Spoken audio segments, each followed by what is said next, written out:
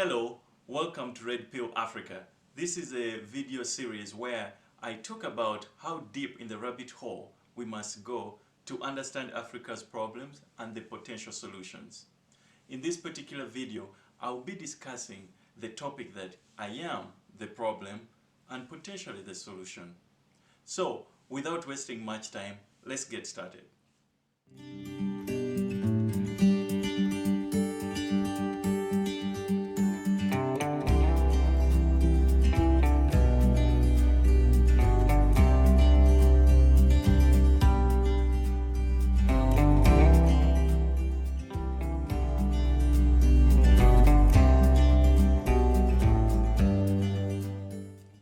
It starts with me and my DNA, or as I used to tell people, me and my head. We all have thinking capacity, and depending on your station in life, your education, your experience, you can think about our problems in a certain way. I have gone to school, I have traveled around the world, and I've read some books. So my analysis of our problem and solution should be above average. So I am able to look at our problem step by step and get to the root cause, and whatever I find there is what is truthful as far as my capacity and what I'm trying to convince people to see as our root cause of the problem. Beyond myself, I need to start with those around me, my family. Personally, my parents are illiterate people, and even their parents were illiterate. So it's unfair to say all my problems are because of them. They were powerless in how they could have contributed to all my problems. Besides my family, the next step is the tribe. The first time you read about my tribe is in 1862, when the British came to that part of Africa.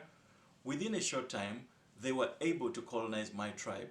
Not only my tribe, but all the other tribes in Africa. So the reason is, why were a few British people supposed to colonize millions of us? I'm getting deeper in the rabbit hole.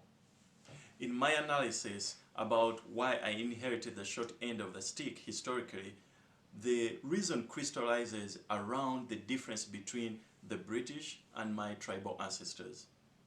In fact, in the 19th century, it wasn't only the British. Other Europeans, the Germans, the French, the Belgians, the Portuguese, and the Spaniards were able to come and colonize Africa. Why? The same thing had happened 1,000 years earlier. In the 7th century, the Arabs came and colonized the whole East African coast, the whole North Africa, and the Sahel. Why? My analysis is that the reason why the Arabs and the Europeans did what they did is something beyond a tribal analysis. I need to look at it on a level higher than tribes. I need to take it to the civilizational level. At the time of our colonization by the outsiders, they had a stronger civilization than our ancestors in terms of technology, science, written tradition, societal organizations. All of them were superior. However, that wasn't always the case historically. Specifically, if the outsiders had come to Africa before 600 AD, I know that they would not have been able to colonize us. If the marauding tribes of the British Isles and the tribes of the Arabian Peninsula had crossed over to Africa before 600 AD, I think the result would have been different.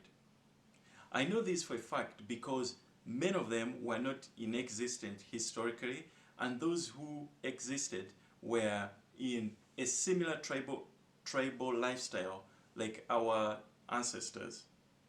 As I keep telling my friends, if the marauding tribes of the British Isles and the Arabian Peninsula had crossed into Africa before 600 AD, I can envision our tribes and advanced empires back then being able to unite and chase the outsiders down the Nile and up the Rift Valley. However, something happened that transformed the Arabian and European tribes into powerful post-tribal societies where our ancestors kept wallowing in tribal existence. If I zero in to the problem being a civilizational one, then the solution also has to be civilizational. This means we must rule out all other explanations.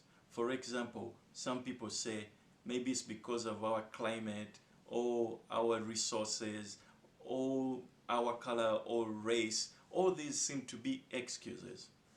Therefore, once we have the right problem, what is needed then is you and me to put all our energies and efforts in coming up with the right solution. The takeaway from this video is, instead of succumbing to blaming other people or complaining all the time, we must do the right analysis. What is the root cause of our problems, and how can you have the power and ability to contribute to solving it? Now that I've discussed why I am the problem, or at least my thinking is, it also means you are part of the problem. So the question is, what solution can you propose or be part of? That is the only hope for Africa. Please, if you like the message on this channel, don't forget to subscribe and like the video below, and definitely share within your networks. Thank you.